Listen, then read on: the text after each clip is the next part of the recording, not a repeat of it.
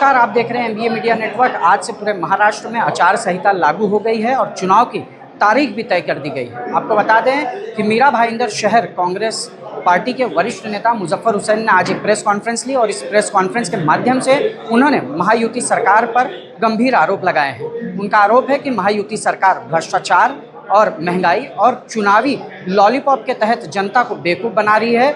उन्होंने ये भी कहा है कि महायुति सरकार गद्दारों की सरकार है। उन्होंने अपने पूरे प्रेस कॉन्फ्रेंस में क्या जानकारी दी है, आइए आपको दिखाते हैं। गद्दारांचा पंचनामा इस टाइटल पे कांग्रेस पार्टी की तरफ से, प्रदेश कांग्रेस पार्टी की तरफ से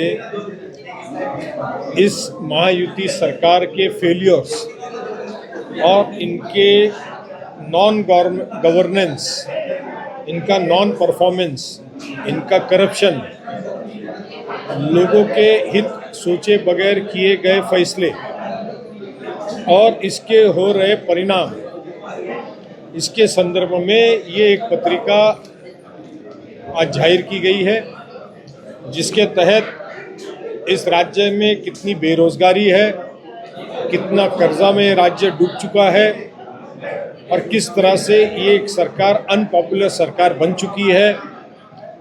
लोकसभा के चुनाव के नतीजे से ये घबरा चुकी है और इसलिए ये राज्य में लोगों को बहकाने के लिए अलग अलग माध्यम से फ्री बीज योजनाएं ला रही है। कल ही एक जिसका उदाहरण था मुंबई के 5 टोल का, जिसका रोज का कलेक्शन 1.25 करोड़ रुपए के आसपास है। जिस कंपनी के पास वो टोल कलेक्शन का काम था, उसे 6 महीना पहले बैंकरप्सी प्रोसीजर स्टार्ट हो चुकी है और वो बैंकरप्सी प्रोसीजर 29/9 को ये बैंकरप्सी प्रोसीजर उसका समय था। सरकार ने कल फैसला किया और उस कंपनी को हजारों करोड़ रुपए कल उस कंपनी को सरकार ने दिया, 800 करोड़ रुपए के करीब। तो ये सरकार जनता के हित में काम कर रही है कि किसी कंपनीज के हित में काम कर रही है। पिछले 10 सालों से टोल नाका जो है लोगों के लिए एक सरदर्द बन चुका था। आज भी सरकार ने इसे निकालने के लिए ये जाहिर नहीं किया कि ये परमानेंट निकाला गया है कि खाली इलेक्शन तक के निकाला गया है।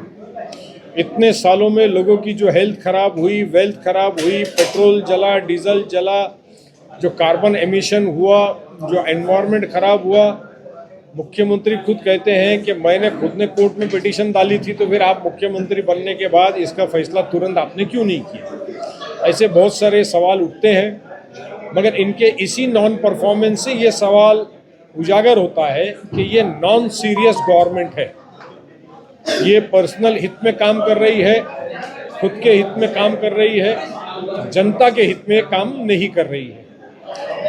परसों ही जो फॉर्मर मिनिस्टर बाबा सिद्दीकी का मर्डर हुआ और उस मर्डर को लॉरेंस बिश्नोई जैसे क्रिमिनल ने साबरमती गुजरात में जेल में से क्लेम किया, ये उस बात को सिद्ध करता है कि इनका गवर्नेंस किस तरह से है कि एक आरोपी जेल में बैठ के अपनी बात मीडिया को बता सकता है।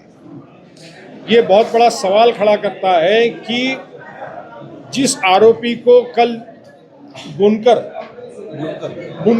आरोपी को जो इंटरोगेशन के लिए पुलिस ने ताबे में लिया, सलमान खान के घर पर जो फायरिंग हुई, उस वक्त उसको बुला करके तफ्तीश करके उसे छोड़ दिया गया और आज बाबा सिद्दीकी के मर्डर में उन्हीं दोनों भाइयों को वापस लाया गया। और उन्होंने ये बहुत ही अच्छे से कहा कि वो वेपन्स प्रोक्योर करते हैं, ड्रग्स प्रोक्योर करते हैं, लॉरेंस बिश्नोई गैंग के लिए काम करते हैं। इसका मतलब ये हुआ कि सरकार कमज़ोर है, पुलिस महकमे को कमज़ोर कर दी है और इस तरह का गैंग वॉर, गैंगस्टरिज्म मुंबई और महाराष्ट्र में एक बार फिर से देखने मिल रहा है। माँ, बहन, बेटी, बच्चों की इज्जत सलामत नहीं है। गुंडागर्दी, तलवार, चाकू, मार धाड़ रोज आपको हमको सुनाई देता है। इससे ये बात सिद्ध है कि सरकार सत्ता में रहने के लायक नहीं है। इस सरकार ने तुरंत अपना राजीनामा देने के बाजू होना चाहिए आज इलेक्शन डिक्लेयर हो चुका है। अगले 1.5 महीने के अंदर ही जनता महीने भर में इस सरकार का फैसला कर देगी। तो आपने देखा किस तरीके से मुजफ्फर हुसैन ने महायुति सरकार पर गंभीर आरोप लगाए हैं और आज उन्होंने प्रेस कॉन्फ्रेंस के माध्यम से गद्दारांची महायुति सरकार इस तरीके की भी घोषणा कर दी है।